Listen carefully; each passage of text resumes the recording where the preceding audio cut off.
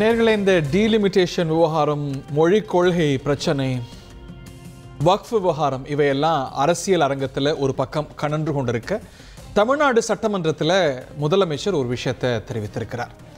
NEET விலக்கு கோரி தமிழ்நாடு சட்டமன்றம் தீர்மானித்தது. அந்த மசோதா மத்திய அரசால் நிராகரிக்கப்பட்டிருக்கிறது என்று முதலமைச்சர் அறிவித்திருக்கிறார். சட்ட போராட்டம் தொடரும் என்றும் 9ஆம் தேதி அனைத்து கட்சி கூட்டத்துக்கும் அழைப்பு விடுத்திருக்கிறார். நீட் மசோதா நிராகரிப்பு அடுத்த மோதலின் தொடக்கமா? விரிவாக விவாதிக்கலாம். இந்த நிகழ்ச்சியில் நம்முடைய இணையக்கூடியவர்கள் திராவிட முன்னேற்ற கழகத்தின் சார்பாக திரு மதிவாணன் அவர்கள், மூத்த ஊடகவியலாளர் திரு செந்தில் அவர்கள் மற்றும் திரு ஜி.கே. நாகராஜ் அவர்கள் பாஜகவின் சார்பாக இணைகிறார். நாகராஜ் சார், இது நியாயமா? வணக்கம், அனைவருக்கும் வணக்கம். நியாயமா அப்படின்னு நீங்க கேட்குறீங்க. நான் திரும்ப கேட்குறேன், ஏதோ ஒன்று ஏற்றுக்கொள்ளவில்லை என்று சொன்னால் அது நியாயமா அப்படின்னு நீங்க கேட்கலாம். ஆனால் எதையுமே ஏற்றுக்கொள்ளாத ஒரு திராவிட முன்னேற்ற கழக அரசு புதிய கல்விக் கொள்கையை ஏற்றுக்கொள்ள மாட்டோம், மக்களுக்கு பயன் தரக்கூடிய, விவசாயத்துக்கு பயன் தரக்கூடிய அணை பாதுகாப்பு மசோதாவை ஏற்றுக்கொள்ள மாட்டோம், ஒரே நாடு ஒரே தேர்தலை ஏற்றுக்கொள்ள மாட்டோம், ஒரே நாடு ஒரே ரேஷனை ஏற்றுக்கொள்ள மாட்டோம், சாகர்மாலா திட்டத்தை ஏற்றுக்கொள்ள மாட்டோம், இந்தியாவை காஷ்மீரோடு இணைத்த காஷ்மீரை இணைத்த ஆர்டிகல் 370 ஏற்றுக்கொள்ள மாட்டோம், முத்தலாக் சட்டம், பெண்களுக்கு மானத்தை கொடுத்த முத்தலாக் சட்டத்தை ஏற்றுக்கொள்ள மாட்டோம், தடை சட்டத்தை ஏற்றுக்கொள்ள மாட்டோம், அப்புறம் கவர்னரையே ஏற்றுக்கொள்ள மாட்டோம், பிஎம்சி திட்டத்தை ஏற்றுக்க மாட்டோம். ஏன்னா ஏழை மாணவர்கள் வசதி பெற்று விடக்கூடாது, நல்ல பள்ளியில் படிச்சிடக்கூடாது. விஸ்வகர்மா திட்டத்தை ஏற்றுக்கொள்ள மாட்டோம். நவோதயா பள்ளிகள் 8 லட்சம் மாணவர்களுக்கு இலவச கல்வியை கொடுக்கின்ற நவோதயா பள்ளிகளை நாங்கள் ஏற்றுக்கொள்ள மாட்டோம். எலக்ட்ரோல் பாண்ட் நாங்களே பணம் வாங்குவோம், ஆனால் நாங்கள் ஏற்றுக்க மாட்டோம். குற்றவியல் நடைமுறை சட்டம், மன்னர் காலத்து சட்டங்கள் இருந்தது, அதை மாற்றினால் நாங்கள் ஏற்றுக்கொள்ள மாட்டோம். உதய் திட்டத்தை எதிர்ப்போம். அக்னிபத் திட்டத்தை நாங்கள் ஏற்றுக்கொள்ள மாட்டோம், ஏன்னா ராணுவம் பலப்படும், நல்ல ஒரு பெருசு அது இல்ல. இது வந்து கட்சி ஒரு மாநில அரசு தாண்டி மாட்டோம். இல்ல செங்கோலை ஏத்துக்க, ரெண்டே பாக்கி. செங்கோலை ஏத்துக்க மாட்டோம், ஏன்னா அது நம்முடைய அடையாளம், பாரம்பரியம். வக்ஃப் போர்டு நாங்க கோஷம் போடுவோம், இதுலயே சட்டமன்றத்திலேயே கோஷம் போடுவேன், ஒளியன் கோஷம் போடுவோம், ஏற்றுக்க மாட்டோம்னு சொல்லி ஒரு அரசியலமைப்பு நடத்தக்கூடிய இடத்திலேயே நாங்க கோஷம் போடுற அளவுக்கு நாங்க வக்ஃப் போர்டை ஏத்துக்க மாட்டோம். எங்களுடைய வாக்கு வங்கி அரசியலை பலப்படுத்துவதற்காக மறுவரை 2000 நாங்க இருந்தப்ப பண்ண மறுவரையா இருந்தாலும் கூட அன்னைக்கு ஏத்துக்குவோம், மக்கள் தொகை அடிப்படையில். இன்னைக்கு ஏத்துக்க மாட்டோம். அரசு அபிஷியல் அறிவிக்கு வராதுக்கு முன்னாடியே நாங்களே அறிவிச்சுட்டு நாங்களே போராட்டத்தை முன்னெடுப்போம். இப்படி தொடர்ச்சியாக எதெல்லாம் ஏழை மாணவர்களுக்கு இந்த நாட்டிற்கு பயன் தருகிறதோ, பலன் தருகிறதோ, எது தங்களுக்கு பலன் தராதோ அதையெல்லாம் ஏற்றுக்கொள்ள மாட்டோம் என்று சொல்கின்ற ஒரு திமுக அரசை மீது, திமுக அரசு தாண்டி சட்டமன்றத்துடைய தீர்மானம், இது ஒரு கட்சி 2 கட்சின்னு இல்லாம தமிழ்நாடு மக்களுடைய பிரதிநிதித்துவ அவையுடைய தீர்மானம்.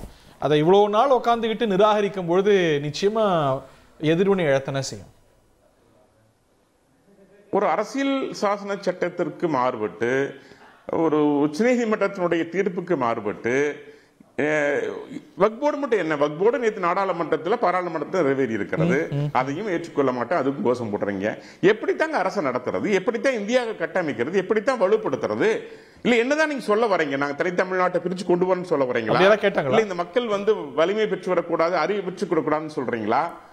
என்ன உங்க கையில நீங்க பணம், பாட்டில், பிரியாணி கொடுத்து வாங்கிய ஓட்டுகளை வைத்துக் கொண்டு, சில கூட்டத்தை உங்கள் கையில் பிரிவினை வாயத்தால் கையில் வைத்துக் கொண்டு இந்த தமிழ்நாட்டையே நாங்கள் குட்டிச்சோர் ஆக்குவோம், இப்படித்தான் பண்ணுவோம் நீங்க சொன்னீங்க அப்படின்னா என்ன பதில் சொல்றது எனக்கு தெரியல. ஓகே, இப்படித்தான் நடக்குமா ஒரு அரசு? இந்தியாவுக்கே ஒரு மோசமான முன்னுதாரணமாக இந்த மாநில அரசு திகழ்ந்து கொண்டிருக்கிறதே. நீங்க கேக்குறீங்க நீட்ல, நான் சொல்றேன் 600 மாணவர்கள் ஏழை மாணவர்கள் பயன்பெற்றிருக்கிறார்கள். நீங்க ஒண்ணே ஒரு விஷயம் சொல்றேன், சொல்லுங்க. அது 10% நல்லாம்பள்ளி 2017 இருந்து அரசு பள்ளிக்கு 7.5% கிடைத்திருந்து சொல்றேன். இல்ல அது நீட்டுனாலயா இல்ல 7.5% கொடுத்ததுனாலயா? அது நீட்டுக்கும் அதுக்கும் சம்பந்தம் இருக்கா?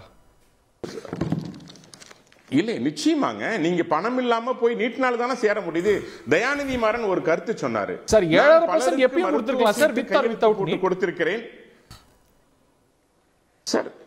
இல்லைங்க, இன்னைக்கு நீங்க 1 லட்சம் பேரோட போட்டி போட்டுட்டு 6000 சீட்டுக்கு போட்டி போட்டிருக்கோம். 1,24,000 சீட்டுக்கு இந்தியா முழுவதும் போட்டு நீங்க சீட்டு வாங்குறதுக்கு வித்தியாசம் இருக்குல்ல சார் உங்களுக்கு. நீங்க இன்னைக்கு இந்தியா முழுவதும் நீங்க போட்டி போடுறீங்கல்ல. ஒண்ணு. ரெண்டாவது, தயாநிதி மாறன் சொன்னாரு, என்னுடைய மகளுக்கு சீட்டு கிடைக்கல, நான் பலருக்கு சீட்டு கொடுத்திருக்கேன், நீட்டில் தேர்ச்சி வரவில்லை. தரமான மருத்துவரை உருவாக்குகிறது. படித்தவர்களும் பணம் மிக்கவர்களும் மெத்த படித்தவர்கள் தான் இருக்கணும் நிலை மாறி இன்னைக்கு சாதாரண ஒரு அரசு படிக்கின்ற மாணவர்கள் ஒரே குடும்பத்தில் 3 பேர், அதாவது சந்தியா, தம்பி ஹரி, தம்பி சூரிய பிரகாஷ், இந்த 3 பேரும் ஒரே குடும்பத்தில் சாதாரண விவசாய கூலிகள் இன்னைக்கு டாக்டர் ஆயிருக்காங்க அப்படின்னா, ஒரு நரிக்குறவருடைய பெண் டாக்டர் ஆயிருக்காங்க அப்படின்னா நீட்டினால் வந்த சாதனை. பணம் அல்ல. இன்னைக்கு அறிவு இருந்தால், நன்காக படித்தால் இன்றைக்கு உங்களுக்கு உள்ளே போக முடியும்.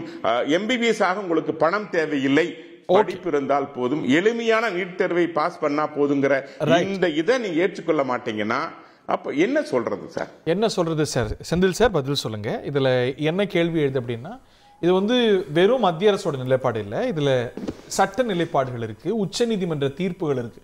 அவங்கள மட்டும் பழி சொல்ல முடியுமா? நண்பர் நாகராஜுக்கு ஏன் திரு பொன் வில்சன் அவர்களின் நிகழ்ச்சிக்கு வரவேற்கிறோம். Good evening sir. நண்பர் நாகராஜுக்கு ஏன் தமிழ்நாடு பாஜக தலைவர் மரியாதைக்குரிய திரு அண்ணாமலை மீது இவ்வளவு கோபம், வன்மம்னு தெரியல. அவர் இவ்வளவு நேரம் அண்ணாமலை கடுமையாக விமர்சித்தார். ஏன் நாரதர் வேலை எல்லாம் பாக்குறீங்க? இல்ல, நாரதர் வேலை இல்ல, நீட் எதிர்ப்புங்கிறது ஒரு பிரிவினைவாதம் அப்படிங்கிற அளவுக்கு பேசினார். அவர் தானே சொன்னார். இப்போ நீங்க கேட்டுட்டு இருந்தீங்க இல்லையா, நீட் ஏழை எளிய மாணவர்களுக்கு எதிரானது, ஏழை எளிய மாணவர்கள் அதனால் பாதிக்கப்படுகிறார்கள் அப்படின்னு சொன்னது யாரு? திரு அண்ணாமலை. நான் வீடியோ இருக்குது, நீங்கள் அலோவ் பண்ணிங்கன்னா நான் ப்ளே பண்ண ரெடி. நான் ப்ளே பண்ணி கூட காட்டுறேன், நேயர்களுக்கும் அது தெரியும். ரொம்ப டீசெண்டான வீடியோ தான், நான் எதுவும் ஆபாசமெல்லாம் ப்ளே பண்ண மாட்டேன். நாகராஜ் இதுக்கு பதில் சொல்லுங்கள். தமிழகத்திற்கு தேவையா கூடாதா? என்னையை பொறுத்த வரைக்கும் நீட் எக்ஸாம் அப்படிங்கிறது தமிழகத்துக்கு கண்டிப்பா ஒரு எக்ஸம்ஷன் கொடுக்கணும். காரணம் என்ன அப்படின்னாங்க, இப்போ GST ஆக்ட்ல கூட பாத்தீங்கன்னா 5 வருஷம் நம்ம ஸ்டேட் காம்பன்சேஷன் சொல்றோம் ப்ரிப்பரேஷன் ஸ்டேஜுக்கு.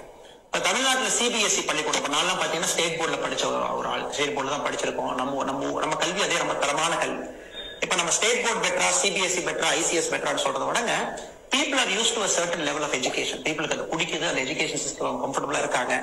ஸோ நீட் அப்படிங்கிறது பாத்தீங்கன்னா people are not used to that kind of an entrance questions. அதெல்லாம் ஒருத்தனை போய் நீ CBSE ஃபார்மேட்ல எல்லாருமே எழுதுன்னு சொன்னீங்கன்னா more people in Tamil Nadu data கிடையாதுங்க. ரைட்.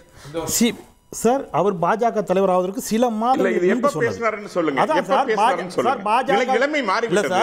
இல்ல சார், ஒரு விஷயம் மாத்தி பேசுறாரு எடுத்துக்கிட்டீங்கன்னா ரைட், எனக்கு அது ஒண்ணும் மாத்தி சொல்றேன் சார். நீங்க CBSE இருந்து இன்னைக்கு அரசு இல்ல, இன்னைக்கு அரசு பள்ளி மாணவர்களுக்கு எளிமையா மாறி விட்டது. நீங்க பேசும்போது மரியாதைக்குரிய நாகராஜ் சகோதரர் அவர்கள் ரொம்ப டீசெண்டா உரையாடக்கூடியவர். நீங்க பேசும்போது நான் குறிச்சு வச்சுக்கிட்டேன் சார். நான் பேசும்போது நானும் மரியாதையோட தான் சொல்றேன். தமிழ்நாடு பாரதிய ஜனதா கட்சி மாநில தலைவராக CBSE ல படிச்சவங்க மட்டும் தான் மாநில தலைவர் சொன்னது அர்த்தத்தை சொல்லிடுறேன். CBS படிச்சவங்க மட்டும் தான் பரீட்சை எழுதுற நிலைமை மாறிவிட்டது. இன்று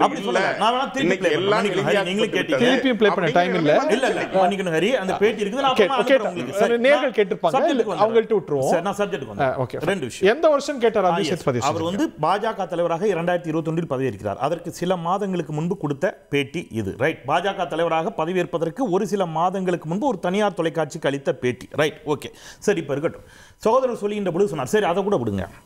பாரதிய ஜனதா கட்சி தான் இப்போ மகாராஷ்டிராவில் ஆட்சி செய்து கொண்டிருக்கிறது. பாஜக ஆளக்கூடிய மகாராஷ்டிராவினுடைய கல்வி அமைச்சர் அவர் சொன்னார், காசு கொடுத்து நீட் தேர்வு நடத்தப்படுகிறது, காசு கொடுத்து மெடிக்கல் சீட்டை வாங்கிட்டு போயிடுறாங்க, இதனால் மகாராஷ்டிரா மாநில மாணவர்களுக்கு பெரும் பாதிப்பு ஏற்படுகிறது சொன்னவர் மகாராஷ்டிரா மாநிலத்தினுடைய பாரதிய ஜனதா கட்சி ஆட்சி செய்யக்கூடிய கல்வி அமைச்சர். அவரும் பிரிவினைவாதியா, தேச விரோதியா? உச்ச நீதிமன்றம் கேள்வி எழுப்பியது, தகுதியற்ற மனிதர்கள் இந்த மாதிரியான ஆட்களை நீங்க டாக்டர் ஆக்குனீங்கன்னா என்ன செய்வீங்கன்னு. நான் ஒன்று சொல்றேன் ஹரி, டேட்டாவோட சொல்றேன். நீட் தரமற்ற மருத்துவர்களை உருவாக்குகிறது. எப்படின்னு, இந்தியா முழுவதும் இருக்கக்கூடிய மொத்த மெடிக்கல் காலேஜோட சீட்ஸ், தட் மீன்ஸ் மெடிக்கல் சீட்ஸோட எண்ணிக்கை 1,04,333. இதில் அரசோட எண்ணிக்கை 54,278. நீங்கள் 50,000 வச்சுக்கோங்க ஒரு புரிதலுக்கு. 50,000 காலேஜ், 50,000 சீட்டு தாங்க அரசோட சீட்டு. இவங்க கடைசி இந்த 2023 எத்தனை பேர் நீட்ல பாஸ்னு சொன்னாங்க தெரியுமா? தேர்ச்சி எலிஜிபிள் ஃபார் டாக்டர்ஸ் அப்படின்னு சொன்னது 13,15,853 பேர். 13 லட்சம்னு வச்சுக்கோங்க நேர்கள் புரிதலுக்கு. 13 லட்சம் பேரும் எலிஜிபிள் டாக்டர் ஆகிறதுக்கு. இதுல அரசு சீட்ல இருக்கிற அந்த 50,000 இருக்குல்ல, அந்த 50,000க்கு டாப் 50,000 போயிடுவான். அப்ப மீதி ஒரு 12.5 லட்சம் பேர் இருக்கான்ல, இந்த 12.5 லட்சம் பேரும் பிரைவேட்ல இருக்கக்கூடிய 50,000 சீட்டுக்கு எலிஜிபிள். 12.5 லட்சம் பேர்ல 12.5 லட்சம் பேரையும் அந்த 50,000 சீட்டுக்கு போட்டி போடுறான். யாரை வேணாலும் அந்த தனியார் கல்லூரி எடுத்துக்கலாங்க. என்ன நடக்கு தெரியுமா? 60 மார்க் எடுத்தவன் வெளியில நிற்கிறான், 13 மார்க் இருக்கிறவன்ட காசு கொடுத்தா அவன் உள்ள போய் சேர்ந்து டாக்டர் ஆயிடுறான். 2 பேர்ல யார வேணாலும் எடுத்துக்கலாம்ங்கற ஆப்ஷனை நீங்க தனியார் கல்லூரிக்கு கொடுத்திருக்கீங்க. இதோட மெரிட்ஸ் நம்ம நிறைய பேசி இல்ல நல்லதா கெட்டதாங்க இல்ல நல்லதா கெட்டதா இல்ல நான் ரொம்ப தயவு செய்து நீங்க ஒரு அறிவார்ந்த சபை இல்ல நான் என்ன சொல்றேன் நான் புரிஞ்சுக்கிறேன். இல்லங்க ஒரு வார்த்தை சாரி நான் என்ன ரொம்ப முக்கியமான விவாதம். இன்னைக்கு ஒரு மாணவி இறந்துட்டா அதுல இருந்து பேசிட்டு இருக்கேன். சார் ப்ளீஸ் நான் நீங்க பேசும்போது நான் எங்கேயுமே குறிக்கல சார். சார் நான் ப்ளீஸ் நான் எங்கேயுமே குறிக்கல. நீங்க டேட்டா வச்சு பேசுங்க சார். சப்ஜெக்ட் மடமாற்றம் செய்றாரு சார். இல்ல சப்ஜெக்ட் சார் நீங்க தான் மடமாற்றம் செஞ்சீங்க. ஜிஎஸ்டிக்கு போனீங்க, நீங்க தான் எதுக்கு போனீங்க. நான் நீட்டுக்குள்ள மட்டும் தான் நிக்கிறேன். நாராயண் சார் இம்ப்ளிமெண்ட் ஆயிடுச்சு. நீங்க குறிக்கடாதீங்க பாருங்க. நான் குறிக்கவே இல்ல. நீங்க நேரத்தை கடத்துறீங்க. டேட்டா சொல்லுங்க, நீங்க நேரத்தை கடத்துறீங்க. அதுக்காக நீங்க அமைதியா இருக்கற நீங்க நெறிப்படி இல்ல எப்படி ஒத்துக்க முடியும்? உங்க நேரத்துல நான் வந்துறேன். நீங்க அதை டெபேட் பண்ணுங்க. நம்ம சாகர் மாலாலாம் பத்தி பேசணும். அப்புறம் இது ஓகே சரி நான் இன்னும் ஒன்னு சொல்றேன். மாறி போறாரு. நம்ம சாகர் மாலா சப்ஜெக்ட்ல வருதா? என்ன சார் சார் நான் நீட்ட பத்தி மட்டும் தான் சார் பேசிறீங்க. ஓகே நான் வந்து சார் என்னோட வாதம் போயிட்டு வரேன். நீ எதை ஏற்றுக்கொள்ளவில்லைன்னு கேக்குறேன். Nagaraj sir allow me to moderate. Nagaraj sir allow me to moderate. இப்போ நம்ம நீட்டுடைய பாதகங்களை தமிழ்நாட்டு களத்துல நம்ம நிறைய பேசிட்டோம். இங்க கிட்டத்தட்ட தமிழ்நாடு சட்டமன்றத்திலும் கூட கருத்தொற்றுமை இருக்குங்கிறத பார்க்கிறோம். மாறுபடுறவங்க அநேகமா இன்னைக்கு பொன்வில்சன் கூட இல்லைன்னு புரிஞ்சுக்கிறேன். பட் இது வந்து இதை நான் சாதிச்சு தரேன்னு சொல்லி வந்த கட்சி இல்லையா, ஆட்சி இல்லையா? இன்னைக்கு என்ன செய்யும்? அந்த கேள்விக்கு எல்லாத்துக்கும் நம்முடைய நண்பர் வந்து பதில் சொல்லுவார். ஓகே திமுக என்ன செய்யணும் அப்படிங்கறத நண்பர் வந்திருக்கிறார், அவர் பதில் சொல்றார். நான் ஒரு பத்திரிகையாளர் சில கேள்விக்கு பதில் சொல்றேன் சார். நீட் தரமற்ற மருத்துவர்களை உருவாக்குகிறது ஒன்று. இன்னொரு பெரிய சிக்கல் சார், சிபிஎஸ்இ போர்டு தான் இந்த எக்ஸாமே நடத்துது. ரைட், நீங்க ஸ்டேட் போர்டுல படிச்ச பிள்ளையால சிபிஎஸ்இ போர்டு தயாரித்த क्वेश्चन பேப்பரை எப்படி எடுக்க முடியும்? இன்டகிரேட் பண்ணிட்டோங்கறாங்களே, அதெல்லாம் இல்லவே இல்லங்கறத பிரச்சனை. சரி சார் நான் ஒன்னு கேக்குறேன். 67 தேர்வர்கள் 720 மதிப்பெண்களை முழுமையா பெற்றாங்க. வழக்கு எங்க போச்சு? சுப்ரீம் கோர்ட் கண்டம் பண்ணுச்சு. சுப்ரீம் கோர்ட்டையும் அவர் கண்டிக்கிறாரா? சுப்ரீம் கோர்ட்டுக்கு அரசியல் சாயம் சொல்ல போறாரா? சுப்ரீம் கோர்ட் கேட்டாங்க என்னங்க எக்ஸாம் நடத்திருக்கீங்க நீங்க, இது என்ன நடக்குது? தரமற்ற மருத்துவர்களை உருவாக்கி என்ன செய்ய போறீங்க? இப்படிப்பட்ட மருத்துவர் சேவை செய்தால் அது எவ்வளவு கோமாளித்தனமாக இருக்கும், எவ்வளவு ஆபத்து. அதிகாரி எல்லாம் மாத்திட்டாங்களே. கேட்டதோ பீகார்ல ஏதோ ஒரு ஊர்ல பிரச்சனை, உத்தரப்பிரதேசத்துல போராட்டம், மத்திய பிரதேசல போராட்டம். நல்லா புரிஞ்சுங்க, தமிழ்நாடு மட்டும் போராடல, மத்திய பிரதேசல மாபெரும் போராட்டம், மகாராஷ்டிரா முழுவதும் போராட்டம் அடித்தது. பேரண்ட்ஸும் ஸ்டூடண்ட்ஸும் ரோட்டுக்கு வந்தாங்க. தமிழ்நாடு எப்பொழுதுமே முதல்ல சொல்லிடுங்க, மத்த ஸ்டேட்லாம் கொஞ்சம் பின்னாடி வரல. இன்னைக்கு அவங்க எல்லாம் சரின்ட்டாங்களே, நம்ம மட்டும் தான் போராடுறோம். சரின்னு சொன்னதுக்கு எங்க எவிடன்ஸ் இருக்குது? யார் சரின்னு சொன்னாங்க? யாரும் விலக்கு கேட்கல, எக்ஸம்ஷன் கேட்கல. எந்த மாநில எக்ஸம்ஷன் கேட்டிருக்கு? ரெண்டு விஷயம், எல்லா மாநிலங்களுமே இன்னைக்கு அதை நோக்கி நகர ஆரம்பிச்சிட்டாங்க. மகாராஷ்டிரா கல்வி அமைச்சர் சொன்னார் நீட் தேர்வை ரத்து செய்யுங்கிறார்.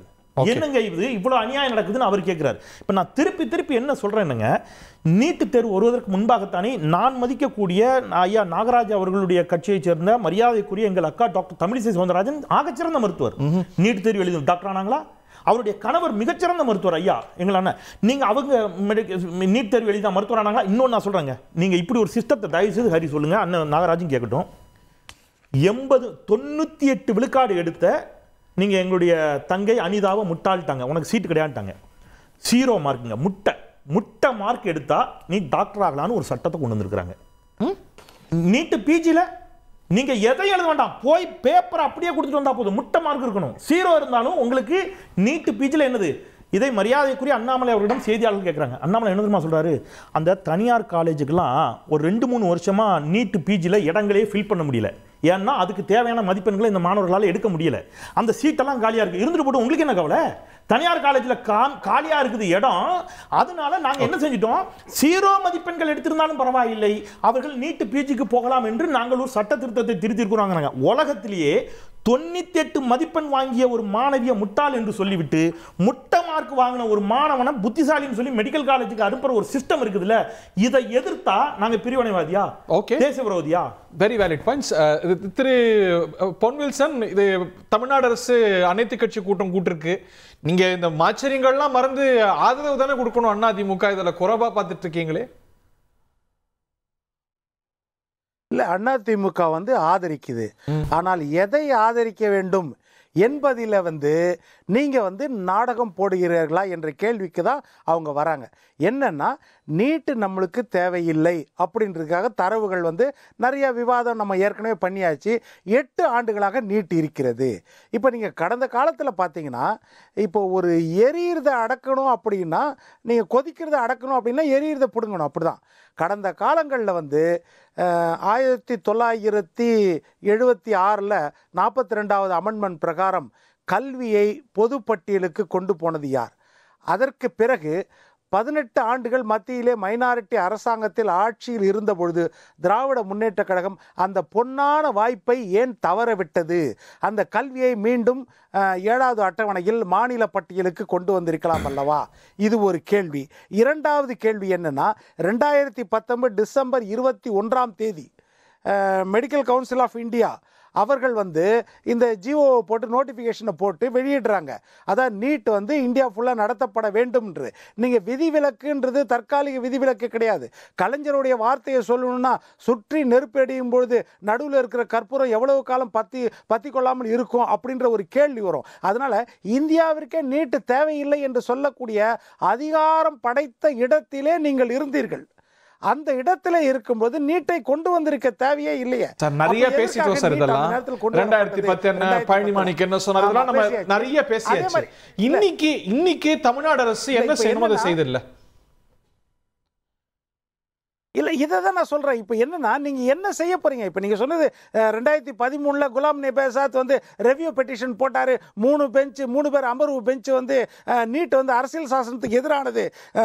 ஆர்டிகல் 19, 25, 26, 29, 30 பல வருஷமா பேசிட்டோம் சார். அது இல்ல பிரச்சனை. இப்போ what can we do? Tamil Nadu அரசு என்ன செய்ய முடியும்? இப்போ ஏடிஎம்கே ஆட்சியில கூட நிராகரிச்சாருங்க, ரொம்ப நாள் கழிச்சு சொன்னாங்கங்கிற குற்றச்சாட்டு உடனே சொல்லிட்டாரு. அடுத்த அனைத்து கட்சி கூட்டத்துல எல்லாரையும் கேட்டுதான் முடிவு செய்ய போறாங்க. நான் என்ன கேள்வி கேட்கறேன்னா, நீங்க அதிமுக செய்யாத ஒரு விஷயத்தை நீங்க நீட்டுக்கு செய்யணும். அதுதானே முக்கியம். அதிமுக எதை செய்யலையோ, எதை தவற விட்டதோ அதுதானே நீங்க செய்யணும். தேர்தல் பிரச்சாரத்தில் தேர்தல் வாக்குறுதியில் அதை செய்தீங்க. என்ன செய்தீங்கன்னா, தேர்தல் வாக்குறுதியில் 160வது வாக்குறுதியா நாங்கள் வந்த உடனே நீட் ரத்து செய்யப்படும் முதல் கையெழுத்தா இருக்கும். நீங்க 1 கோடி கையெழுத்து வாங்குறீங்க. அது ஒரு பக்கம். இன்னொரு பக்கம், அந்த நேரத்தில் முதலமைச்சர் வேட்பாளராக இருக்கிற ஸ்டாலின் என்ன நம்பிக்கை ஏற்படுத்துவாரோ அதற்கு இணையாக நம்பிக்கையை அவரது தனையன் உதயநிதி பிரச்சாரத்தில் ஏற்படுத்துறார். என் பாக்கெட்ல ரகசியம் இருக்கிறது, நான் ஆட்சிக்கு வந்த உடனே அந்த ரகசியம் பிரகாரம் நீட்டை ரத்து பண்ணுவோம். மானம், ரோஷம், சூடு, சொரணை இருந்தால் போதும், நீட்டை ரத்து செய்து விடலாம். இதை சொன்னாரா இல்லையா? இதை மாணவர்களும் பெற்றோரும் பொதுமக்களும் நம்பினார்கள். இந்த வார்த்தையை நம்பினார்கள். இதுதான் அதிமுக சொல்லாத ஒரு விஷயத்தை நீங்கள் சொன்னீங்க, அந்த உறுதிமொழியை கொடுத்தீங்க. அப்ப அந்த எதிர்பார்ப்பு இந்த அரசாங்கத்தின் மீது இயற்கையாகவே இருக்கும். இப்போ நீங்க அதிமுக செய்யாதது எதை செய்ய போகிறீர்கள்? இதுதான் சட்டமன்றத்தில் தீர்மானமா, அனைத்து கட்சி தீர்மானமா, போராட்டமா, இது எல்லாமே எல்லா காலத்தையும் செய்யும். 2020 ரிட் பெட்டிஷன் போட்டாரு எடப்பாடி பழனிசாமி. இன்றைக்கும் உச்சநீதிமன்றத்தில் நிலுவையில் இருக்குது அந்த வழக்கு. அப்படி இருக்கும்போது நீங்க என்எம்சி 2019 ஆக்டே கொண்டு வந்துட்டாங்க, சட்டமே கொண்டு வந்துட்டாங்க. NEET compulsory. அப்போ இதை செய்வதற்கு நீங்க ஏக்கராஜன் குழு போட்டீங்க. ஏக்கராஜன் கமிட்டியை வச்சு நீங்க ஜனாதிபதி கிட்ட கொடுத்தீங்க, அரசாங்கத்திட்ட கொடுத்தீங்க, உச்சநீதிமன்றத்திலும் கொடுத்துருக்கீங்க. ஆனால் 8 ஆண்டுகளாக நீட் நடந்து கொண்டிருக்கிறது அல்லவா? இப்ப செந்தில் நினைக்கிறீங்க 8 ஆண்டுகள் நடந்து கொண்டிருக்கிறதா? செய்ய தவறியது என்ன நினைக்கிறீங்க? வேற என்ன செஞ்சிருக்க முடியும்? இப்ப அதை தான் நான் சொல்ல வரேன். இந்த 8 ஆண்டுகளாக நீட்டின் அவசியம் என்ன? கேபிடேஷன் ஃபீஸ் ஏதாவது குறைந்திருக்கிறதா? இல்லைன்னா கிராமப்புறத்து மாணவர்களுக்கு நீட்டினால் அதிக வாய்ப்பு கிடைத்திருக்கிறதா? இது போன்ற விஷயங்கள், அல்லது நீட்டு தரமான அளவுக்கு எல்லா இடத்திலும் நடைபெறுகிறதா? ஏன்னா தமிழ்நாட்டை பொறுத்தவரைக்கும் எந்த தகுதி தேர்வு என்றாலும் நேர்மையோடு நடத்தக்கூடிய அதிகாரிகள் இருப்பார்கள். மாணவர்களும் அதை மாணவ மாணவிகளும் நேர்மையோடு எழுதுவார்கள். ஆனால் வட மாநிலங்களில் அந்த அளவுக்கு நேர்மையோடு நீட்டு தகுதி தேர்வு நடத்தப்படுமா? இது ஒரு விஷயம். இன்னொரு விஷயம், 85% அந்தந்த மாநில உரிமை, மாநில மாணவர்களுக்கு தான் பிரதிநிதித்துவம். 15% ஆல் இந்தியா கோட்டா. அப்படி இருக்கும்போது அந்த 85% மாணவர்களுக்கு நீங்கள் நீட்டை நடத்துற உரிமையோ இல்லது ஏதாவது தகுதி தேர்வு நடத்துற உரிமையோ ஏன் அந்த மாநிலங்களுக்கு கொடுக்க கூடாது? அந்த மாநில கல்வி வளர்ச்சியில் படித்த மாணவர்களுக்கு இல்ல என்ன செஞ்சிருக்க முடியும்னு கேக்குறேன். இல்ல இதையெல்லாம் வந்து இதையெல்லாம் உச்ச நீதிமன்றத்தில் டே டு டே ஆக்டிவிட்டீஸ் இன்னைக்கு என்ன உங்களுடைய நிலைப்பாடு என்ன தரவுகள் 8 ஆண்டு ஏக்கராஜன் தரவுகள் அடிப்படையில் கமிட்டி போடப்பட்டது, அதன் அடிப்படையில் தானே சட்டம் போடப்பட்டது, உச்ச நீதிமன்றத்துக்கு போயாச்சு, ஜனாதிபதிக்கு போயாச்சு. ஒரு மாநில அரசு வேற என்ன செய்ய முடியும்? அதற்கு இல்ல அதற்கு பிறகு 2017 2024 வரைக்கும் இருந்த தரவுகள் தேர்வு நடந்து முடிஞ்சிச்சு இல்லையா? அந்த டே டு டே நீங்க இன்னைக்கு கரண்ட் லிஸ்ட் கொடுங்க. கேபிடேஷன் ஃபீஸ் குறைந்திருக்கிறதா? இப்போ அவர் சொன்ன மாதிரி 50,000 சீட்டு வந்து நீங்க மேனேஜ்மெண்ட் கோட்டால தான் கொடுக்க போறீங்க. அதே கேபிடேஷன் ஃபீஸ் தான் அப்போ வரப்போகுது. அப்போ நீங்க அந்த தரவுகளை கொடுங்க. கிராமப்புற மாணவர்கள் கிடைக்கலையா அந்த தரவுகளை கொடுங்க. இன்னொரு விஷயம் 7.5% இடஒதுக்கீடு கொடுத்து 7-8 மாணவர்கள் அதற்கு முன்னால் +2 எழுதின மாணவர்கள் அரசு பள்ளி மாணவர்கள் மருத்துவம் படிப்பாங்க. ஆனால் எடப்பாடி கொண்டு வந்த பிறகு ஆண்டுக்கு 500 600 அரசு பள்ளி மாணவர்கள் நயா பைசா செலவுலாம் போறாங்க. நீங்க இன்னொரு விஷயம் திமுகவை நான் பார்த்து கேட்கிறேன். இப்ப நீட்ல வந்து 7.5% கொடுத்தாங்கன்னா பாமர ஏழை மக்கள் படிக்கவில்லை என்பதற்காக கொடுத்தாங்க. ஆனா நீங்க பொறியியல் கல்லூரியிலும் கலை கல்லூரியிலும் நீட் தேர்வு கிடையாது. அங்க எதற்காக 7.5% கொடுத்தீங்க? அப்ப அங்கேயும் ஏழை மாணவர்கள் நீட் இல்லாததாலேயே தகுதியாக சேர முடியவில்லையா? அங்க நீங்க 7.5 கொடுத்திருக்கீங்களா? அரசு பள்ளி மாணவர்களுக்கு வாய்ப்பு கிடைக்கும் தானே, அது உங்களுக்கு கண்ணு உறுத்துதா? அடுத்தது இல்ல அப்ப அங்க நீட் இல்லையே, அப்ப அங்க வாய்ப்பு எப்படி கிடைக்காம போகுது? +2 அடிப்படையில் தான் அங்க சேர்றாங்க. அங்க வாய்ப்பு கிடைக்காம போகுதுன்னா அப்ப நீட்டால கிடைக்கலன்ற தரவுகள் வந்து அங்க பொய்யா போயிடுமா இல்லையா? அது ஒரு பக்கம். இன்னொரு பக்கம் 332வது வாக்குறுதி. ஒரே ஒரு விஷயம், 332வது வாக்குறுதியா திரு ஸ்டாலின் அவர்கள் டிஆர் பாலு தலைமையில் இருந்த 8 பேர் தேர்தல் அறிக்கையில் 2021 கொடுத்தது, கையெழுத்து போட்டு கொடுத்தது 332வது வாக்குறுதி 2.5% அரசு உதவி பெறும் பள்ளி மாணவர்களுக்கு நாங்கள் வந்தவுடன் நீட்டில் உள்ஒதுக்கீடு கொடுப்போம்னு சொன்னீங்க இல்லையா? 4 வருஷம் ஆயிடுச்சு. ஆயிரக்கணக்கான எய்டட் பள்ளி மாணவர்கள் இன்றைக்கு அரசு மருத்துவர்களா மாறி இருப்பாங்க. அந்த வாய்ப்பை ஏன் நீங்க கொடுக்கவில்லை? நீங்க தானே 4 வருஷம் மேல ஆச்சு. நீங்க ரகசியம்னு சொன்னீங்களே, செயல்படுத்தலையே, நீங்க தானே பொறுப்புங்கிறார். இப்போ ஜி.கே. நாகராஜ் வந்து முதல்ல பேசும்போது என்ன சொன்னாருன்னா, நாங்கள் வந்து சட்டங்கள்லாம் கொண்டு வந்தோம், அந்த சட்டங்கள்லாம் ஏற்றுக்க மாட்டுறாங்க, முத்தலாக்கு ஏற்றுக்க மாட்டுறாங்க, ஆர்டிகல் 370 ஏற்றுக்க மாட்டுறாங்க, டெல்லி மாநில உறுப்பை ஏற்றுக்க மாட்டுறாங்க, அதுக்கப்புறம் வேளாண் சட்டத்தை ஏற்றலை, அக்னிபாத் திட்டத்தை ஏற்றுக்கல, அதுக்கப்புறம் வந்து ரொம்ப பெருசாக சொன்னது என்னன்னா, அவர் புரியாமல் பேசுகிறது என்னன்னா, தமிழ்நாட்டு மக்கள் பிஜேபியை ஏற்றுக்கலன்றதை அவர் உணரணும். முதல்ல ஏன் உணரணும்னா, நீங்கள் கொண்டு வந்த இந்த ட்ராக் ரிப்போர்ட்டோட லிஸ்ட் இருக்குல்ல, இது எல்லாமே வந்து மக்களுக்கு வேண்டாம்னு சொல்லப்பட்ட சட்டங்களும் திட்டங்களும். அதனால தான் அதை நாங்கள் எதிர்த்தோம் முதல்ல. ரெண்டாவது அவர் என்ன சொல்கிறாருன்னா, நீட் எக்ஸாமை பொறுத்த வரைக்கும் உங்ககிட்ட அதிகாரம் இருக்குது. இப்போது உச்சநீதிமன்றம் வந்து டெல்லி மாநில உரிமை பறிப்பு சட்டத்தை பற்றி பேசும்போது என்ன சொன்னாங்க? ஆளுநருக்கு அதிகாரம் இல்லை, மக்களால் தேர்ந்தெடுப்பது அதிகாரம் இருக்குன்னாங்க. உடனே வேக வேகமாக போனீங்க, நாடாளுமன்றத்தை கூட்டினீங்க, உடனே ஒரு சட்டத்தை எடுத்துன்னு வந்தீங்க, நடைமுறைப்படுத்திட்டீங்களா இல்லையா? நடந்ததா இல்லையா? நீங்கள் தான் 56 இன்ச்சு மார்புள்ளவர் தானே, நீங்கள் செஞ்சீங்களா இல்லையா? அங்கேருந்து நேராக போனீங்க, தேர்தல் ஆணையர் நியமன மசோதா பற்றி கோர்ட்டு கொஸ்டின் பண்ணிச்சு, உடனே அதுக்கு ஒரு சட்டத்தை எடுத்துன்னு வந்தீங்க, உடனே அதை நடைமுறைப்படுத்தினீங்களா இல்லையா? இடி டைரக்டர் அது சம்மந்தமாக ஒரு பிரச்சனை கோர்ட்டில் வந்தது, கோர்ட்டுக்கு உடனே நீங்கள் பதில் சொல்லாமல் என்ன செஞ்சீங்க? எல்லாம் வந்து உங்களுக்கு வேணும்னா நீங்கள் நாடாளுமன்றத்தை மதிக்கிறதில்லை, சட்டமன்றத்தை மதிக்கிறதில்லை, கோர்ட்டை மதிக்கிறதில்லை, மக்களுக்கு தேவையான எந்த சட்டங்களும் எந்த திட்டங்களையும் மதிக்கிறதில்லை. சகோதரர் போகும்போது என்ன சொன்னார்? எல்லாம் எப்படி வளர்ச்சியை கொடுக்குறது? என்ன வளர்ச்சியை கொடுத்துட்டீங்க? உலக பசி குறியீட்டு எண்ணில் நம்ம எத்தனாவது இடத்துல இருக்கோம்? மோடி ஆட்சிக்கு வரும்போது எந்த இடத்துல இருந்தது? மனித வளர்ச்சி குறியீட்டில் எங்கே இருந்தோம், இப்போ எங்கே இருக்கோம்? இப்படி ஒவ்வொன்றத்தையும் பேசுவோமா? வளர்ச்சி கொடுத்த சொன்னீங்க, என்ன வளர்ச்சி கொடுத்தீங்க? நீங்கள் எந்த விதமான வளர்ச்சியுமே கொடுக்கல. பொதுப்பட்டியலில் இருக்கிற கல்வியை எடுத்து உங்கள் இஷ்டத்துக்கு நீங்கள் வந்து சட்டத்தை கொண்டு வரீங்க. யார் கொண்டு வந்தா? இப்போ கல்வி எப்போ போச்சு? எமர்ஜென்சியில் போச்சு, அதுக்கு அவங்கள தண்டிக்கப்பட்டாச்சு. இதுக்கப்புறம் நீங்கள் ஆட்சிக்கு வந்துட்டீங்கல்ல, ஒரு நிமிஷம் வரேன், அது ஒவ்வொன்றா பேசுவோம். நான் ஒன்றுமே பேசல. நடுப்புல வாஜ்பாய் இருந்தாருல்ல, அதுக்கடுத்து அவரு உங்க ஆள் தானே, அதுல நீங்களும் நாங்க தானே இருந்தோம். நாங்க இருக்கிற வரைக்கும் பல திட்டங்கள் ஆர்டிகல் 370 போச்சா, அவர் என்ன கேக்குறாரு? அப்ப என்ன கேக்குறாரு? வந்துச்சா? அப்ப கல்வி பட்டியலை மாத்திரலாமே. திரும்பி வர நாங்க இருக்கும்போது என்ன வந்ததுல இதெல்லாம் வந்துதா? இன்னைக்கு இதெல்லாம் உங்க இஷ்டத்துக்கு கொண்டு வரீங்கல்ல, அப்போ உங்களுக்கு இந்த நாட்டுடைய சட்டத்தை பத்தி கவலை கிடையாது இல்ல? அப்போ உங்களுக்கு தேவையான மாத்திக்கிறீங்கல்ல? இப்போ நாங்க வேணாம்னு சொல்றோம், விட்டுடுங்க, எங்களுக்கு கொடுத்துருங்க, முடிஞ்சு போச்சு. ஒரு லைன் தானே. நீங்க எதையாவது கேட்டா இன்னும் நேருக்கு இந்திரா காந்தி எத்தனை வருஷத்துக்கு பதில் சொல்லியிருப்பீங்க? நேருவும் இந்திரா காந்தி ஆர்டிகல் 370 இருக்கணும்னு சொன்னாங்க, விட்டீங்க. ஒன் எலெக்ஷன் பத்தி அவர் பேசுறாரு, ஒன் எலெக்ஷன் வேணான்னு சொல்றாரு. வேணாம் தான் நாங்க இப்போவும் சொல்றோம். இப்போ ஒன் எலெக்ஷன் என்ன அவசியம் வந்தது? ஒரே மதம், ஒரே மொழி, ஒரே உணவு, ஒரே கலாச்சாரம், ஒரே பண்பாடு, மொத்தத்தையும் எல்லாத்தையும் ஒன்றுன்னு சொல்லிட்டு வந்தா இது பன்முகத்தொண்ட நாடா இல்லை எப்படி? இது பல்வேறு சமஸ்தானங்கள் இணைச்சு தானே இந்த நாட்டை உருவாக்குனீங்க. உருவாக்கும் போது என்ன வாக்குறுதி கொடுத்தீங்க? அதை நீங்க காப்பாற்றணுமா இல்லையா? வில்சன் என்ன கேட்கிறாரு, நீங்க வாக்குறுதி கொடுத்தீங்களே நாங்க நீக்கிடுவோம் அப்படின்னு. நாங்க செஞ்சதை தான் நீங்களும் செஞ்சீங்க, எங்களை அன்னைக்கு பழிச்சீங்களே, நீங்க உங்களால என்ன சாதிக்க முடிஞ்சதுன்னு கேட்கிறாரு. நீங்க ஒரு கடிதம் போட்டீங்க, அந்த கடிதத்துக்கு பதில் வந்தது, உடனே வெளியிட்டீங்களா?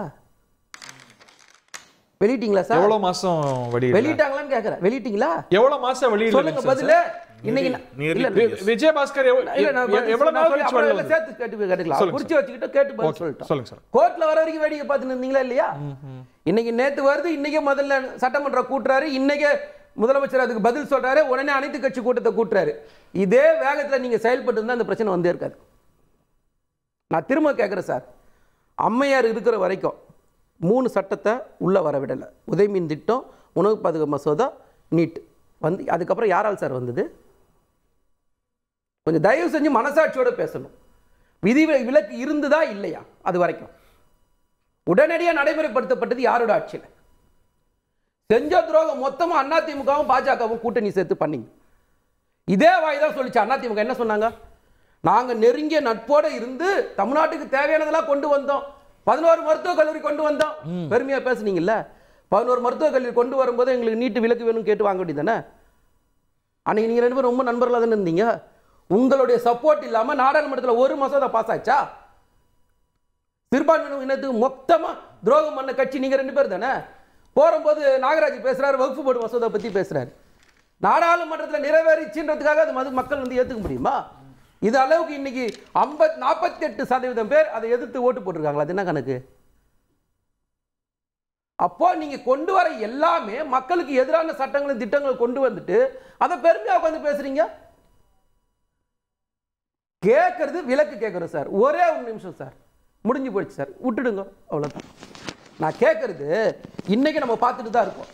வடகிழக்கு மாநிலங்கள்ல சில சட்டங்களும் அந்த மாநிலத்துக்குன்னு ஸ்பெஷலா இருக்கா இல்லையா? ஆர்டிகல் 370 திரும்ப பெற வரைக்கும் காஷ்மீருக்கு அந்த சிறப்பு அந்தஸ்து இருந்ததா இல்லையா? தமிழ்நாட்டிலேயே நான் கேட்கிறேன் சார், ஒரு காலகட்டத்துக்கு முன்னாடி வரைக்கும் விதவை திருமணத்தை முதல்ல அங்கீகரிக்கும் போது அதுக்கு இங்க விதிவிலக்கு இருந்ததா இல்லையா சார்? என்ன சார் இன்னைக்கு இடஒதுக்கீடு 69% இடஒதுக்கீடு தமிழ்நாட்டில் மட்டும்தானே சார் இருக்கு. விதிவிலக்கு இருக்கா இல்லையா சார்? அதை செய்ய மனசு பிஜேபி இல்ல, மோடிக்கு இல்ல, அதை பத்தி அவர் பேசவே மாட்டாரு. என்ன செய்யணும்னு நினைச்சா 1 நிமிஷத்து வேலை சார் இது. திரு ஜி.கே. நாகராஜ் கிட்ட இந்த பகுதி ஆரம்பிக்கணும்னு நினைக்கிறேன். மதிவாணன் கேட்ட கேள்வி ஒரு விஷயம் ரொம்ப முக்கியமானது. இப்போ நீங்க வந்து நீதிமன்றம் சொல்லிடுச்சு, சட்டம் தெளிவா இருக்கு, அதனால நீட்டுக்கு விலக்கு கொடுக்க முடியாதுங்கிறதா அடிநாதமா நீங்க சொல்றீங்க. அவர் எவ்வளவோ உதாரணம் சொல்றார். இந்த இடிலேருந்து எலெக்ஷன் கமிஷன் நியமனத்திலேருந்து டெல்லிக்கு சிறப்பு அந்தஸ்துலேருந்து எல்லாத்திலையுமே நீதிமன்றம் சொல்லி ஆர்டினன்ஸ் வரலையா? அங்க விலக்கு இல்லையா? மனம் இருந்தா மார்க்க பந்துங்கிறார்.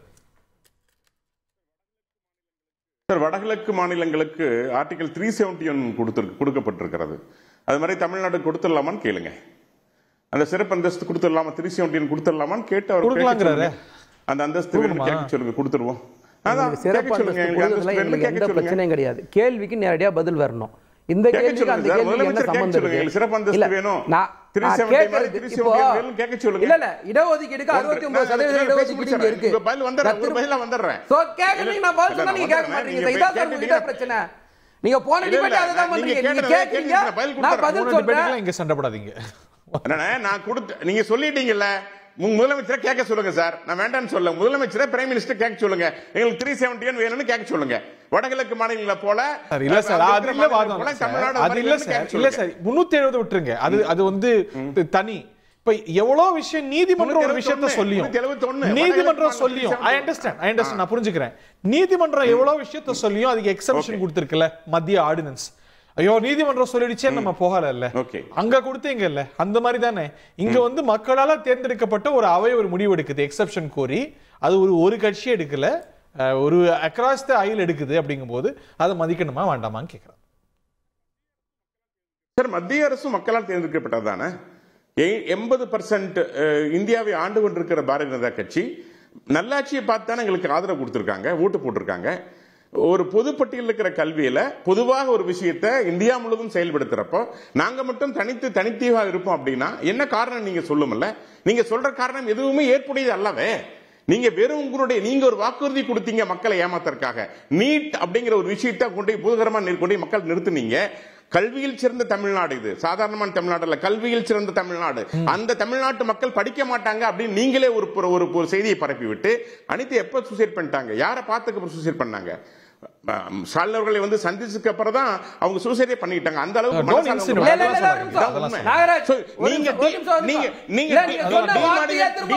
பண்றீங்க வர்றவங்க. தற்கொலை நடக்கிறதுக்கு உங்க அரசு காரணமா அமைது. நான் சொல்லி முடிச்சிடறேன். தற்கொலை நடக்கிறதுக்கு உங்க அரசு காரணமா அமைது. மாணவர்கள் படிப்பதை நீங்க டிமோட்டிவேட் பண்றீங்க. தகுதியுள்ள மக்களை உங்க அமைச்சர் உங்களுடைய அரசு டிமோட்டிவேட் பண்றீங்க. ஏன் தற்கொலை பண்ணிட்டான்னு சொல்லுங்க. என்ன காரணம் சொல்லுங்க. என்ன பாருங்க, 10th படிக்கிறவங்க சூசைட் பண்ணிக்கிறாங்க, வருத்தத்துக்கு. பிளஸ் 2 படிக்கிறவங்க சூசைட் பண்ணிக்கிறாங்க. 25 பேர் சூசைட் பண்ணிட்டாங்க அப்படிங்கிறப்போ மோடி அவர்கள் 2014 வரும்போது அவர் கொடுத்த எந்த வாக்குறுதியாவது ஆண்டுக்கு 2 கோடி பேருக்கு வேலை வாய்ப்பு கொடுப்பேன்னு சொன்னாரு. கொடுத்தாரா? 15 லட்சம் பணம் கொடுறாரு. கொடுத்தாரா? இந்த நாடு பாதுகாப்பா இருக்குதா? கொடுத்த வாக்குறுதி ராமர் கோயில் உட்பட ஆர்டிகல் 370 உட்பட ஒரே நாடு ஒரே தேர்தல் உட்பட எல்லாத்தையும் நிறைவேற்ற முயற்சி எடுக்கிறோம். வக்ஃப் போர்டு உட்பட எல்லாத்தையும் நிறைவேற்ற கேள்வி கேட்கிறேன். அடுத்த விஷயத்துக்கு ஒரே ஒரு क्वेश्चन மட்டும். 2019 ஒரே ஒரு क्वेश्चन மட்டும் கேட்கிறேன். 2019 நீங்க நீட்ட நீக்குவேன்னு சொன்னீங்க. 2024 நீட்ட நீக்குவேன்னு சொன்னீங்க. 2021 தேர்தலையும் நீட்ட நீக்குவேன்னு சொன்னீங்க. ஒரே கையெழுத்துல நீக்குவேன்னு சொன்னீங்க. எதன் அடிப்படையில் சொன்னீங்க? மக்களை ஏமாத்துற வேலை தானே. உங்களுக்கு தெரியாதா? கல்வி பொதுப்பட்டியல் இருக்குது. நீங்க 1976ல நீங்க ஆட்சியில் இருந்தப்போ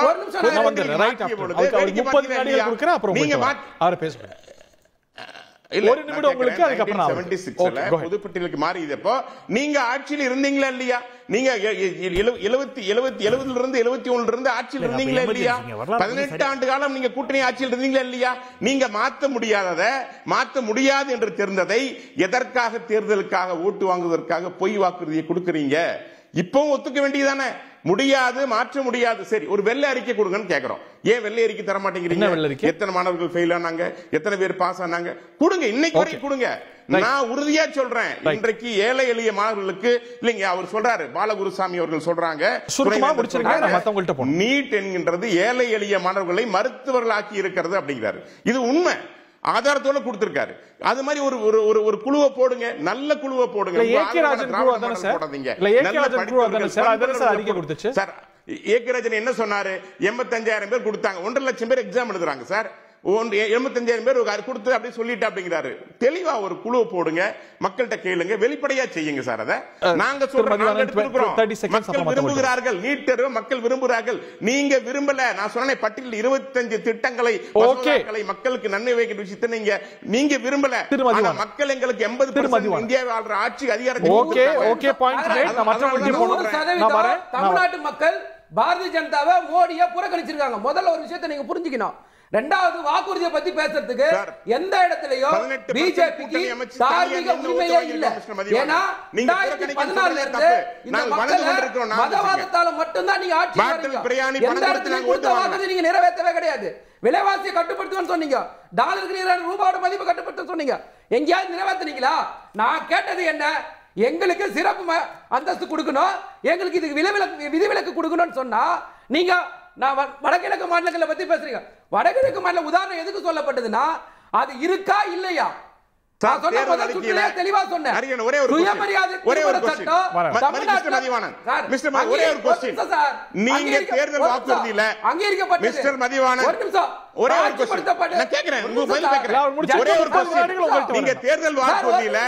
மத்திய அரசோடு கேட்டு வாங்குவோம் சொன்னீங்களா?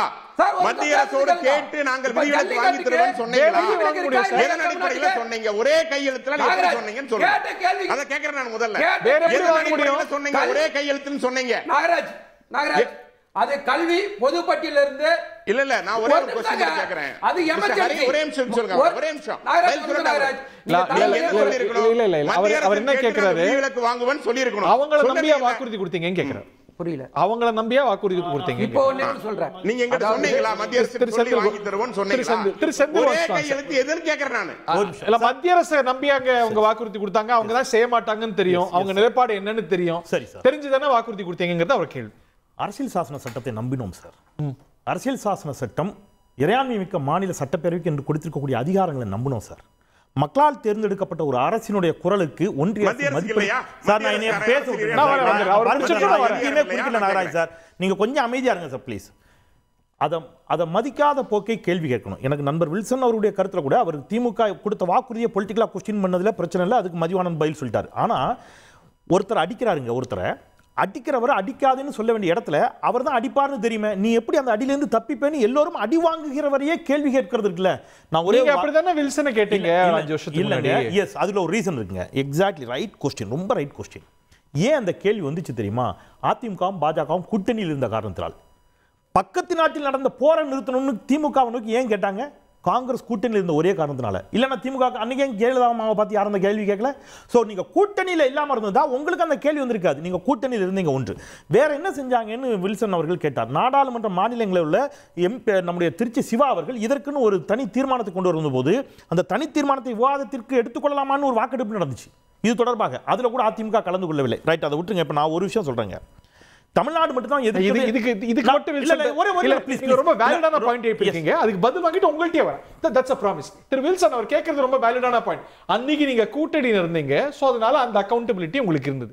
நீங்க அவங்க கூட்டணி இல்ல, அவங்க எல்லா சண்டை மாறுதமும் செய்யறாங்க, எல்லா வாய்ப்புகளையும் பிரயோகிச்சிருக்காங்க. நோ ஸ்டோன்ஸ் அன்டர்ன்ங்கிறார். திரு வில்சன் பதில் சொல்லுங்க. நாங்க கூட்டணியில இருக்கும்போது சுப்ரீம் கோர்ட்டின் தீர்ப்பு இருந்தது. இன்னைக்கு 2016 இறுதி தீர்ப்பு வந்து விட்டது. ஆனால் ஒரே ஒரு வித்தியாசம் செந்தில்வேல் கிட்ட சொல்றேன். கூட்டணியில இருக்கிறது ரொம்ப முக்கியமா, ஆட்சியை நடத்துறது இந்தியாவை ரொம்ப முக்கியம். ரொம்ப சிம்பிள். உங்களுக்கு எனக்கு ஒரே நோக்கம் ஒன்றுதான். ஒரு விஷயம் sir, Wilson sir, review petition எதுக்காக போனார்? சார் நான் வந்துடுறேன் சார். ரெண்டு விஷயம் சார். அவர் மரியாதைக்குரிய சகோதரர் நாகராஜ் அவர்கள் தமிழ்நாடு மட்டும்தான் எதிர்க்கிறதுங்கிற டோனை திருப்பி ஏற்படுத்துகிறார். இந்திய மாணவரின் மரணத்துக்கு நீட் தான் காரணம். தகுதி என்ற போர்வையில் நலிவடைந்த ஏழை குழந்தைகளின் திறமைக்கு அநீதி இழைக்கும் வெட்கமற்ற பிரதிபலிப்பே இந்திய மாணவனின் உயிரிழப்பு உக்ரைன்ல. சொன்னது யாரு? இவங்க கூட்டணியில் இருக்கக்கூடிய ஐயா குமாரசாமி. அந்த மாணவன் பேர் நவீன்க. அவர் சொல்றாரு, SSLC தேர்வில் 96 விழுக்காடு மதிப்பெண்கள், PUCயில் 97% மதிப்பெண் பெற்றும், நீட் தேர்ச்சி பெற்றும், அண்டர்லைன் சார், நீட் தேர்ச்சி பெற்றும் அவனுக்கு மெடிக்கல் காலேஜில் சீட் கிடைக்கல. ஏன் தெரியுமா? நீட் தேர்ச்சியான எல்லோருக்குமே மெடிக்கல் காலேஜில் சீட் கிடைக்காது. அதான் சொல்றேன். பிரைவேட் காலேஜுக்கு போமா, பிரைவேட் காலேஜில் ஒரு 60 மார்க் வாங்கின ஒரு பையன் போய் நிற்பான், அவன்கிட்ட காசு இருக்காது. 13 மார்க் வாங்கின பையனை இவங்க பாசுங்கிறாங்க. 13 மார்க் வாங்கின பையன் காசு கட்டி உள்ள சேர்ந்துடுறான். இங்க பெரிய அளவில் காசு கேட்கறாங்க. இந்த காசை கட்ட முடியாம உக்ரைன்ல கம்மி செலவுங்கிறதுனால உக்ரைனுக்கு போன இந்திய மாணவனை ரஷ்ய உக்ரைன் போர்ல காப்பாற்ற தவறியது இந்த அரசு. ஒரு மாணவன் செத்து போயிட்டான். நீங்க அந்த மாணவனை, நீங்க அங்க பாதிக்கப்பட்ட மாணவர்களை அழைத்து வருவதற்கு விமானம் கூட இல்ல. ஆபரேஷன் கங்கான்னு சொல்லி போற நிறுத்தி கொண்டு வந்தாங்க சார். விமானத்தை நிப்பாட்டிட்டீங்க சார். நீங்க விமானம் இல்ல சார், வேற எந்த நாடுக்கும் கிடைக்காத வாய்ப்பா ரெண்டு நாட்டையும் பேசி போற நிப்பாட்டி கொண்டு வந்தாங்க சார். ஆபரேஷன் கங்காவா யமுனாவா மறந்து போச்சு. கங்காவோ யமுனாவோ சரஸ்வதியோ சார், நவீன கொண்டு வந்துருமா இந்த 3 பேரும் சேர்ந்து? நீங்க இறந்து போனல சார் மாணவன். அவனுக்கு யார் கேட்டது? நான் இல்ல சார், கர்நாடகா சார். வேணாம் சார். நீங்க நீட் வரதுக்கு முன்னாடில போயிட்டு இருக்காங்க சார் மாணவர்கள். மோடியினுடைய சொந்த தொகுதி சார், உத்தரப்பிரதேச மாநிலம் வாரணாசியில பனாரஸ் இந்து பல்கலைக்கழக மாணவர்கள் நீட் வேண்டாம்னு சொல்லி போராட்டம் நடத்தினார்களா இல்லையா சார்? நீங்க திருப்பி தமிழ்நாடு மட்டும் ஏதோ பண்ற மாதிரி ஒரு தோற்றத்தை ஏற்படுத்துறீங்க. நீட் தகுதியற்ற மருத்துவர்களை உருவாக்கிறது. நான் கேட்ட எந்த கேள்விக்கும் ஆதாரத்தை இது போன்ற விலக்கு மசோதாவை வேற எந்த மாநிலம் போட்டுருக்கு? வேற எந்த இந்தியா கூட்டணி மாநிலம்? நீங்க ஹிந்தி தமிழ்நாட்டில தான் எதிர்க்கப்படுகிறது. நீங்க மத்தவங்க செய்யலங்கிறதுக்காக எங்களை செய்யாதீங்கன்னு கேட்காதீங்க. எங்களுக்குன்னு ஒரு தனித்த நிலைப்பாடு இருக்கிறது. இந்தியாவில் அதிகமான மெடிக்கல் காலேஜ் சீட்ஸ் வச்சிருக்கிறது தமிழ்நாடு. நீங்க அவன் செய்யலைங்கிறதுக்காக நீ ஏன் சரின்னு எங்களை கேட்கக்கூடாது. நான் ஒரு கேள்வி, இன்னைக்கு மகாராஷ்டிராவில் பேசுறாரு ராஜ் தாக்கரே பேசுறாரு, என்ன சொல்றாரு, நீ மராட்டியில பேசுறான்னு அப்படிங்கிற இடத்துக்கு நகர்றாங்கல்ல. இன்னைக்கு கர்நாடகாவில் ஹிந்தி எதிர்ப்பு போராட்டம் வலுப்பெற்று இருக்கிறது. இது எப்போ ஆரம்பிச்சது தமிழ்நாடு? எல்லாருமே லேட்டா வருவாங்க, அதெல்லாம் பிரச்சனை. கேள்வி என்னன்னா சார், நீட் தேவையா இல்லையா? நான் ஆதாரங்களோட தரவுகளோட 3-4 கேள்வி வச்சிருக்கேன் சார். ஒன்று, முட்டை மதிப்பெண்கள் எடுத்தாலும் டாக்டர் ஆகலாம்னு நீங்க சொன்னீங்களா இல்லையா? தரவு இருக்கு, ஆதாரம் இருக்கு, அண்ணாமலை பேசின வீடியோ இருக்கு, நான் காட்டுவேன். ஒன்று, 13 லட்சம் பேரை பாசுங்கிறீங்க, இருக்குது 1 லட்சம் இடம் தான் சார். நீங்க எதுக்கு சார் 13 லட்சம் பேரை பாஸ்னு சொல்றீங்க? 1 லட்சம் சீட்டு தானே, டாப்ல இருக்கிற 1 லட்சம் பேரை மட்டும் நீங்க பாஸ்னு சொன்னா போதும் இல்லை? அதுதான் கவுன்சிலிங் நடந்துச்சு. நீங்க ஏன் 13 லட்சம் பேர் பாஸ் சொல்றீங்க? நான் சொல்லட்டுமா? 50,000 மெடிக்கல் காலேஜ் கவர்மெண்ட் சீட் போக மீதி இருக்கக்கூடிய 50,000 பிரைவேட் சீட்டுக்கு நீங்க போட்டியை ஏற்படுத்துறீங்க.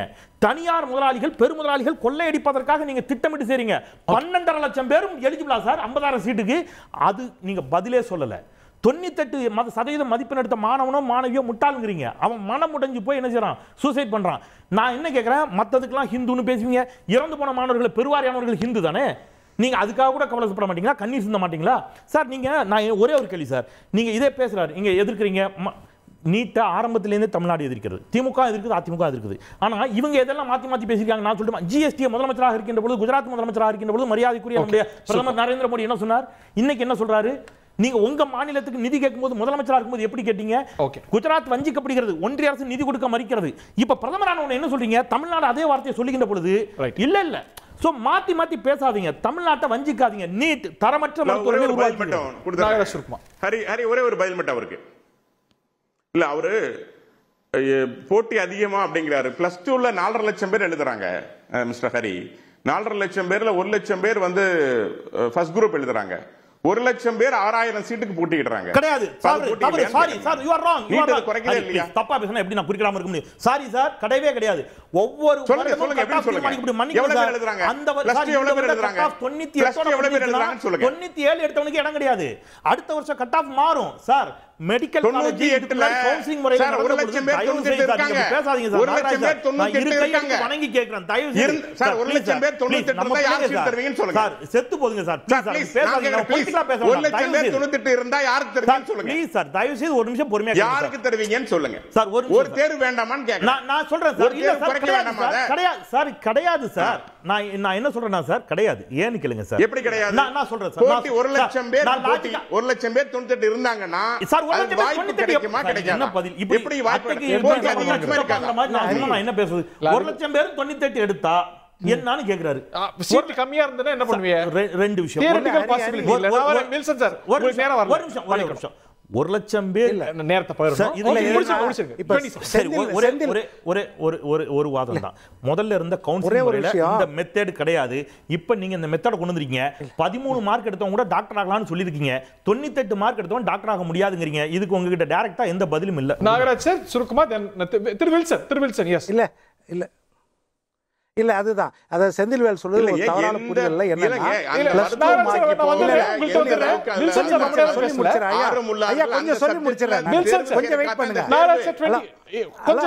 சார். கொஞ்சம் நாகராஜ் சார் கொஞ்சம் சொல்லி முடிச்சிடுறேன். அதாவது +2லயும் அதே முறை தான். என்னன்னா இப்போ 96 97 கட் ஆஃப் வந்து கவுன்சிலிங்க்கு. பட் 50% மேல எடுத்தா you are eligible for management quota. அது இருக்கிறது. அதே 50% வந்து மேனேஜ்மெண்ட் கோட்டாக்கு வந்து +2ல 50% மேல எடுத்தா யூ ஆர் எலிஜிபிள்.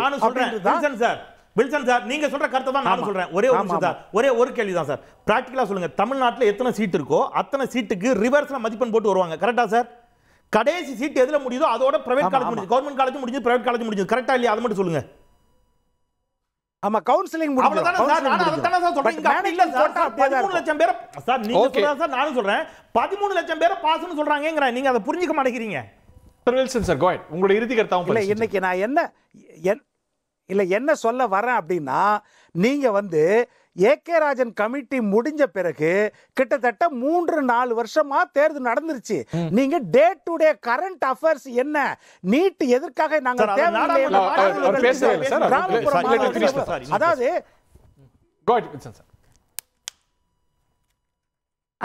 8 ஆண்டுகளாக கடந்த 2017க்கு முன்னாடி 8 ஆண்டுகளாக இருந்த நிலைமை என்ன, 2017க்கு பிறகு 8 ஆண்டுகளாக இருக்கிற நிலைமை என்ன, அதை சுப்ரீம் கோர்ட்ல நம்ம சொல்லணுமா இல்லையா? இப்ப போன மாசம் முதலமைச்சர் சொன்னாரு வழக்கு சுப்ரீம் கோர்ட்ல இருக்கிறது, நம்ம அங்க போராட வேண்டும்னு போன மாசம் தான் நமது ஐயா ஸ்டாலின் அவர்கள் சொன்னாரு. அப்போ அந்த தரவுகளை கொண்டு போய் அங்க கொடுக்கணும். இன்னொன்னு நான் கேட்ட கேள்விக்கு எய்டட் ஸ்கூல் பிள்ளைகளுக்கு இல்ல, எய்டட் ஸ்கூல் பிள்ளைகளுக்கு 2.5% ஏன் கொடுக்கல? எய்டட் ஸ்கூல் பிள்ளைகளுக்கு 2.5% ஏன் கொடுக்கல? உங்க தேர்தல் வாக்குறுதியாச்சு கேக்குறேன். தமிழ் வழியில் பயின்ற மாணவர்கள். ஓகே, ஒரு கேள்வி வில்சன் சார், நீட் வேணும்ங்கறீங்களா வேண்டாம்ங்கறீங்களா அது மட்டும் சொல்லுங்க சார். உங்க நிலைப்பாடு என்ன சார்? நீட் கண்டிப்பாக தேவையில்லை. 85%, 15% ஆல் இந்தியா கோட்டா இருக்குது பாருங்க. ஆல் இந்தியா கோட்டாக்கு வச்சுக்கலாம். ஆனா 85% அரசு தான். அவ்வளவுதான் சார். அத ஒன்றிய அரசு அதுக்கு விலக்கு கொடுக்கணும்ங்கற மாநில அரசினுடைய குரலுக்கு நீங்க மதிப்பளிக்கிறீங்களா? நன்றி சார். ரைட். நிச்சயமாக. ஆனால் வழிமுறைகள் என்ன அத நீங்க சொல்லுங்க. நீங்க சஜஸ்ட் பண்ணலாம். எல்லாரும் சஜஸ்ட் பண்ண விடுங்க. Finish your thoughts, Wilson sir. அந்த வழிமுறைகள் தான் என்ன சொல்றேன், உச்ச நீதிமன்றத்தில் நீங்க வழக்காடு மன்றத்தில் கொண்டு போய் அந்த தீர்ப்பை வாங்கிட்டு வரணும். ஏனென்றால் தரவுகள் நிறைய இருக்குது. கேபிடேஷன் ஃபேஸ்ல இன்றைக்கு நீட்டால இல்ல பழைய இவ்வளவு தரவுகள் இருக்குமா? ஏடிஎம்கே கவர்மெண்ட்ல வாங்கி இருக்கலாமே. இல்ல, ஏடிஎம்கே கவர்மெண்ட் 2017 தானே சார். 2017ல உச்ச நீதிமன்றத்துக்கு 2020ல போனாங்க. அதற்கு பிறகு 2 ஆண்டுகள் கொரோனா 2021ல ஆட்சி முடிஞ்சிருச்சு. இப்ப இவங்க ஆட்சி முழுமையான ஆட்சி. இந்த நேரத்துல கூடுதலா தரவுகள் இருக்குமே அப்படிங்கிறார். அதை தாண்டி தேர்தல் வாக்குறுதியா அரசு உதவி பெறும் மாணவர்களுக்கும் அரசு மாணவர்கள் மாதிரி நீங்க ஒதுக்கீடு வாங்கி தரேன்னு சொன்னீங்களே, என்னாச்சுன்னு கேட்கிறேன். இப்போ 2019 தேசிய மருத்துவ ஆணைய சட்டத்துல அனைத்து மருத்துவ படிகளுக்கு நீட் கட்டாயம் சொல்லி சட்டத்தை இயற்றும் போது யார் சார் கூட்டணியில் இருந்தா? பிஜேபி அதிமுக தானே சார் இருந்தது.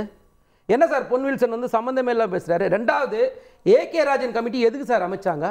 அதுல மொத்த தரவையும் எடுக்கணும். அந்த தரவுல எடுத்து போயிட்டு உச்சநீதிமன்ற தாக்கல்ல பண்ணுன்றதுக்காக தானே சார் அந்த தரவுகள் எடுக்கப்பட்டது. அவர் எடுத்துதான் இப்ப proof of the pudding is in the eating. இப்போ அதே எப்படி சார் கோர்ட்ல நடக்குது? யூனிட் கொடுக்க முடியுமா டாக்குமெண்ட்? நம்ம என்ன சாதிச்சோம் கேக்குறேன். ஒரு நிமிஷம். கோர்ட் ப்ரொசீஜர் கோர்ட்ல நடக்குது. இன்னைக்கு குடியரசுத் தலைவர் திரும்ப அனுப்புறாங்க. முடியாதுன்னு சொல்லும்போது அதுக்கு இப்ப நம்ம பேசுறோம். கோர்ட் ப்ரொசீஜர் ஒரு சைடு நடந்துட்டா இருக்கு. அதுல எந்த மாற்றம் கிடையாது.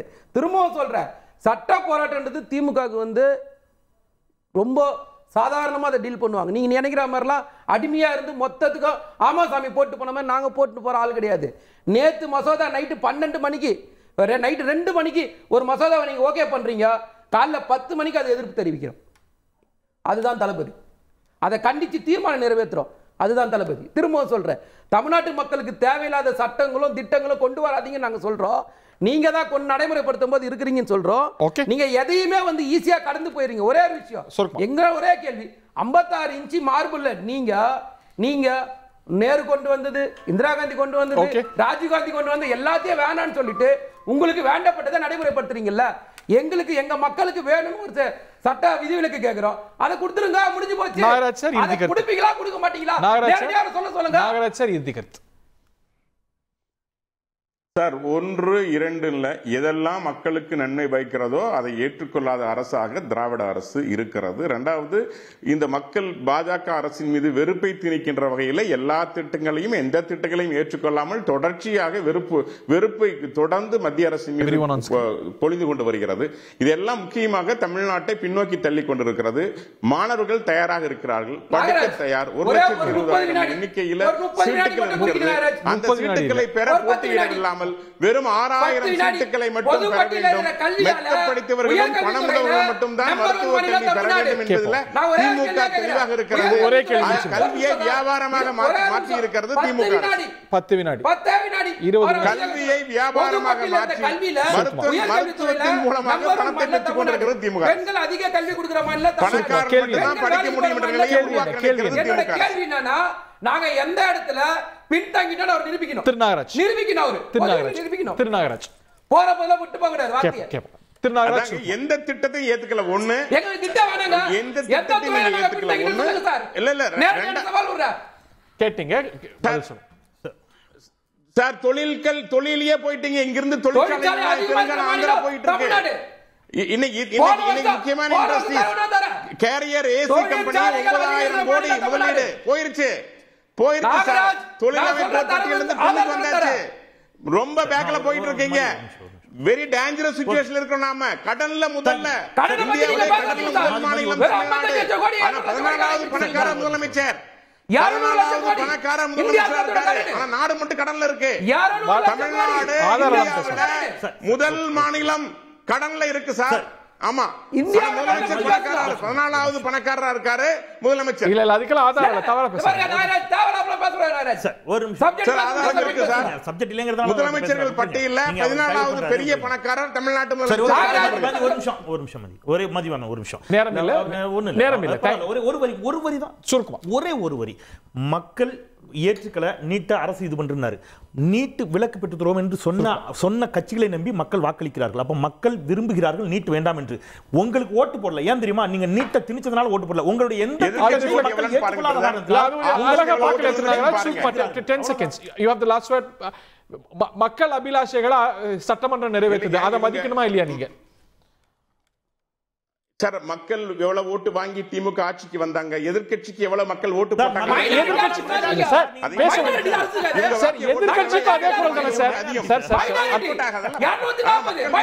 அதான் நீங்க சொல்ல முடியாதல்ல.